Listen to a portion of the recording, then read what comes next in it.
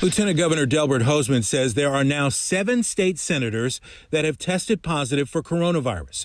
When the legislative session began in January, the lieutenant governor and other lawmakers were considering a plan to pass the flag bill and other time-sensitive measures and then return to continue the session in March to limit the spread of the virus. The delay never happened. It would have taken a 2/3 vote in both chambers. Several members of both the House and Senate tested positive for coronavirus in January.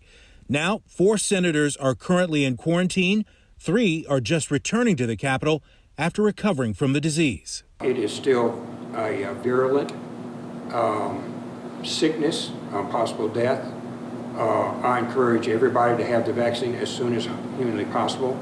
Lawmakers are doing their best to stay focused on the task at hand. The medical technology bill is a critical piece. The Senate is working on several pieces of legislation aimed at providing annual grants to new teachers to pay down student loan debt, and a bill that would authorize license reciprocity for teachers moving into Mississippi.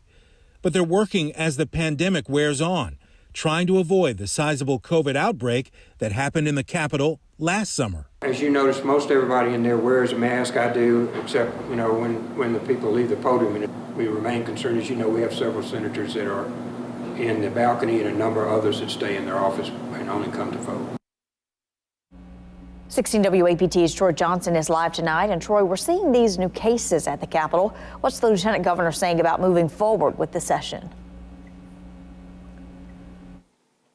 Well, Keegan, he says the virus is still very prevalent.